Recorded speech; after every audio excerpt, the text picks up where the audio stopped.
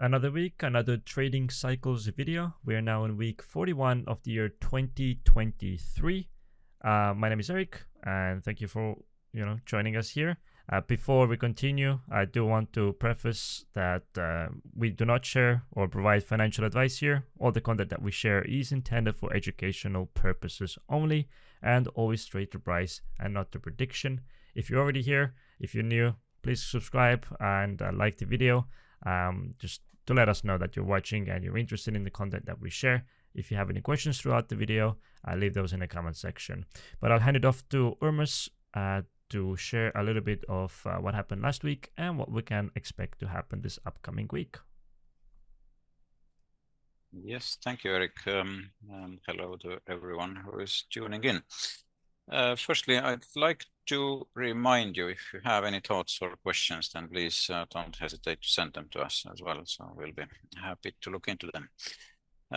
Now, going to the markets then. So US markets were a bit weak in the first half of the week, but Friday did give us a big push towards the seasonal tendency as well that we covered last week. So we did expect this week to be ending up positive, and it indeed did for S&P, and same for Qs, and even stronger for Qs actually. Yeah? So it was a positive week by the end, as we expected.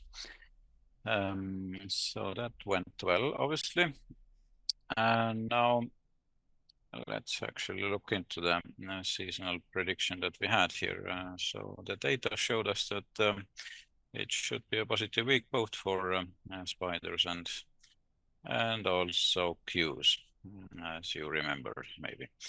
Now, what actually happened? Tuesday was the weakest day, and it started turning around here midweek, and same went for our seasonal statistics here. So basically what we expected, Monday to be a bit positive, Tuesday was quite negative day in that sense, and then Wednesday should have been a turning point, and Thursday was quite positive day according to that statistical tendency here. And basically it is quite true if you look at the picture then what really happened. So and 50-day moving average is still suggesting that market is quite weak. So we do expect at some point the market to turn, but at the moment it's still holding strong to that lower part of the chart below 30% area. And it might stay there for a little bit longer now,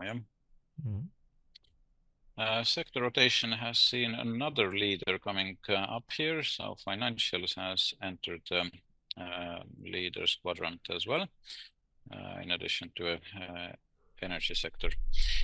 And we have seen two losers here as well during the week. So utilities and consumer staples.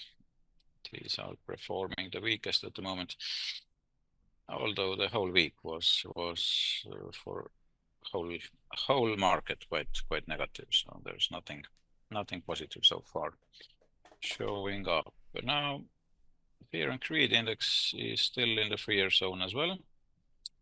So that was a week ago. So that's the last week that ended now, or ends soon. So yeah, we're still in that zone. No changes there. Now, astrologically, we did expect the market to turn around Thursday as the Mercury moved into a Libra, and quarter moon was as well on Friday. So these are quite important to bear in mind. Now, new week will bring lots of aspects there.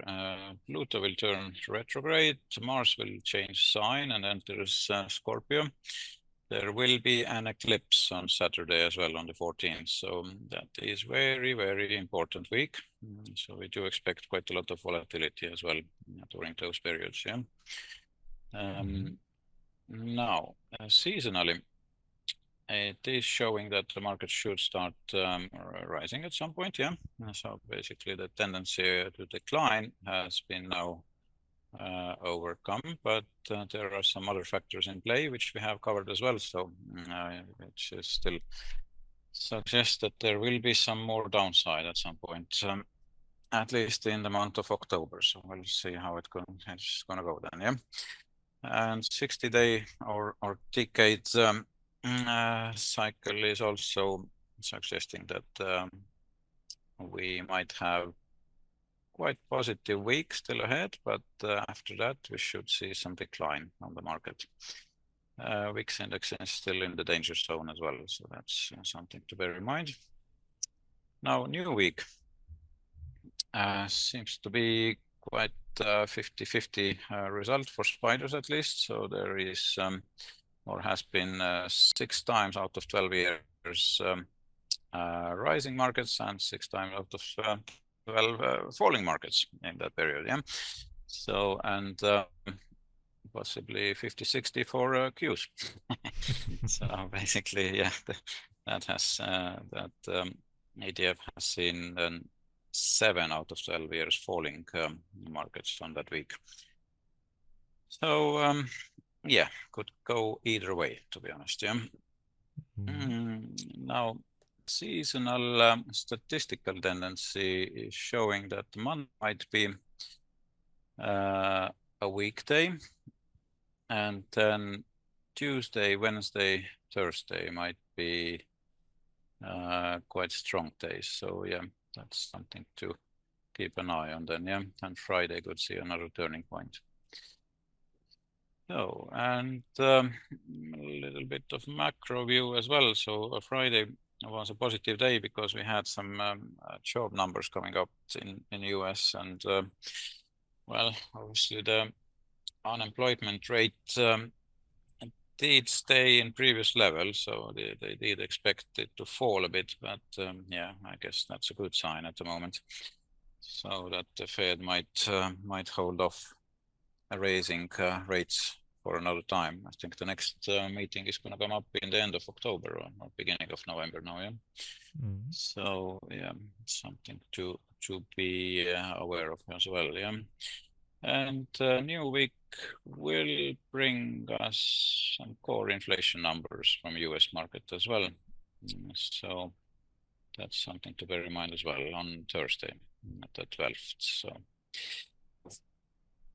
yeah, that's about it. Let's have a look at the charts as well. So next week we'll have another turning point coming up on Tuesday here on spiders.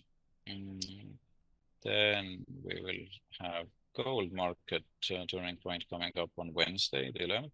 Yeah, so we might see some turns happening there as well, because gold has been very weak so far.